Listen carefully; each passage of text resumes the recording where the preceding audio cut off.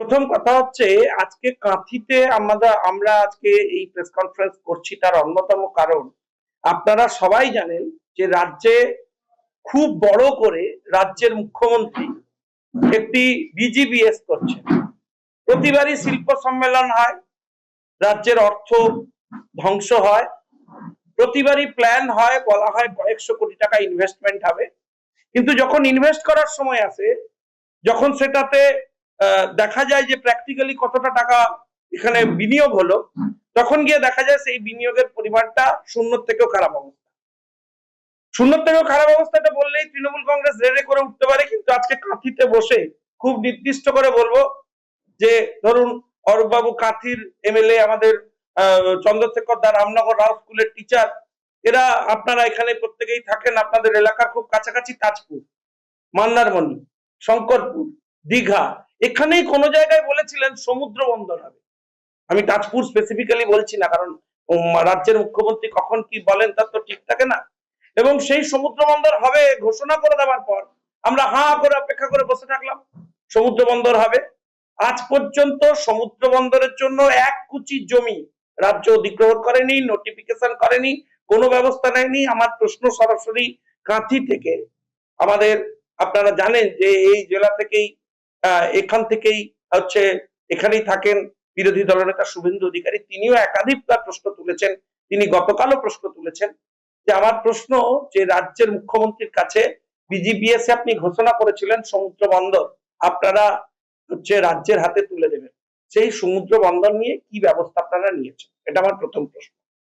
আমার দ্বিতীয় প্রশ্ন, যে সমুদ্র বন্দর যে অঞ্চলে হবে তার খুব কানেক্টিং জোন, যেগুলো ধরুন মন্দারমণি আছে, শঙ্করপুর আছে, দীঘা আছে, এবং এই সমগ্র যে কোস্টাল লাইন, এই কোস্টাল লাইন বরাবর একের পর এক জমি তৃণমূলের বিভিন্ন নেতারা জবরদখল করে বেচছে। এ ব্যাপারে আপনি কি ব্যবস্থা নেবেন? আপনার সরাসরি আমি এখানে বসে অভিযোগ করছি, আপনার এখানকার রামনগরের অন্যতম নেতা অখিল গিরি, তার নির্দিষ্ট ইনফ্লুয়েন্সে এখানে একাধিক বেআইনি নির্মাণ হয়েছে এবং সেখান থেকে নিয়ম করে তার কাছে টাকা যাচ্ছে, তোলাবাজি হচ্ছে। শিল্প এখানে কোনোভাবেই করা পসিবল নয়। যদি ট্যুরিজম শিল্পের কথা বলি, যদি হচ্ছে পর্যটন শিল্পের কথা বলি, তাহলে ওনার মাসো ভাড়া না দিয়ে ওখানে কনস্ট্রাকশন ইলিগাল হয়, ওখানে পুরো একের পর এক হোটেল বেআইনি ভাবে চলে, এবং এই পুরো ব্যাপারটা উনি ওখান থেকে ম্যাসাকার করে রেখেছেন। আমার প্রশ্ন, ওনার এগেনস্টে কি ব্যবস্থা নিয়েছেন? 3 নম্বর আমার প্রশ্ন, এখানেই সব থেকে বেশি উৎপাদন হয় পান এই অঞ্চলে। পান শিল্পের প্রিভেন্টিভ মেজার্স নেওয়ার জন্য একাধিকবার যখন মন্ত্রী ছিলেন তখন শুভেন্দু অধিকারী চেষ্টা করেছেন, বহুবার চিঠি দিয়েছেন। এরপর আমি জানি যে অরূপ বাবুরাও একাধিকবার সরকারি স্তরে বলেছেন যে এখানে পানকে প্রিজার্ভ করবার জন্য একটা কোল্ড স্টোরেজ করা হোক, এবং সেই পরিকল্পনা আপনারা মাঠে মেরে দিয়েছেন। এখনো পর্যন্ত এই বিষয়ে কোনো ব্যবস্থা নেননি, এবং আপনার পানের জায়গায় অন্যান্য স্টেটের পান, নর্থ ইস্টের, তারা জায়গা করে নিচ্ছে, অথচ রামনগরের যে পান শিল্প একটা জায়গায় পৌঁছতে পারতো সেটা আপনারা ধ্বংস করে দিয়েছেন।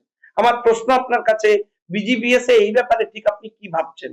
অবশ্য উনি এটা আমাদের সহজলভ্য একটা কমিউনিকেশন দিয়েছেন, বলেছেন বাড়িতে বউ থাকলে আর আপনি থাকলে দুজনে একসাথে মিলে 1000 টাকা দিয়ে ঘুগনি বানিয়ে বেচতে পারেন, তাহলে বড় শিল্পের এখানে প্রতিষ্ঠা হবে।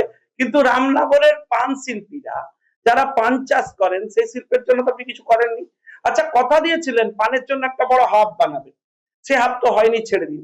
কিন্তু মাছের জন্য যে হাব বানিয়েছেন, এখন শঙ্করপুরে চলে যাবেন মাছের আড়তে, সেখানে কোনো মাছের প্রিজার্ভ করবার জন্য, প্রসেস করবার জন্য কোনো ব্যবস্থা নেই।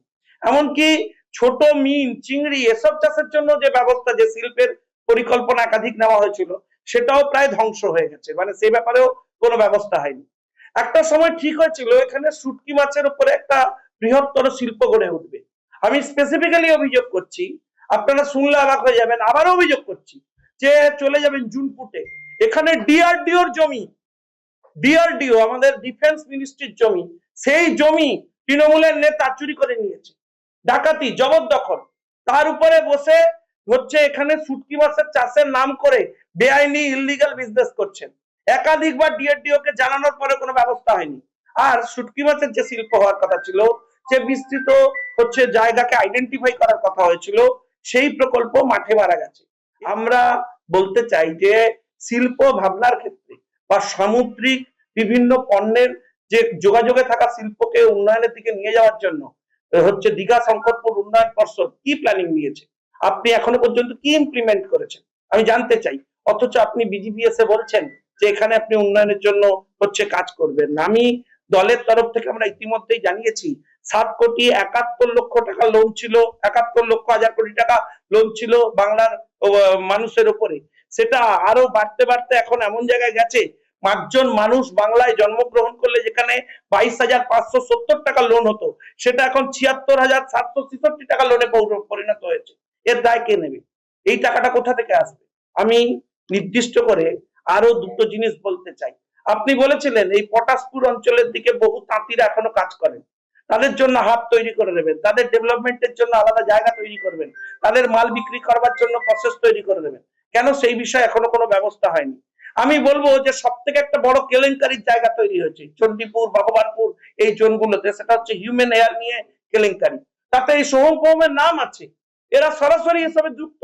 শিল্প তৈরি করতে হলে ভাই চুল ব্যবসায়ীদের জন্য প্রপার হাব করে দিন, তারা যাতে প্রপারলি ব্যবসা করতে পারে, তাতে কেন্দ্রীয় যাদের সুবিধা আছে কাস্টমস এবং অন্যান্য ডিপার্টমেন্ট তারা কোঅপারেট করবে। আপনি সেই ব্যাপারে কেন কোনো ব্যবস্থা বা পজিটিভ পদক্ষেপ নিচ্ছেন না? কেন সরকার সেই ব্যাপারে কোন রকম সাপোর্ট করছেন না আমি জানতে চাই। আমি আমার বক্তব্য আর বেশি দীর্ঘায়িত করব না, শুধু কয়েকটা নির্দিষ্ট বিষয়ে আপনাদেরকে কমিউনিকেট করেই হচ্ছে ইন্টারাকশনে চলে যাব।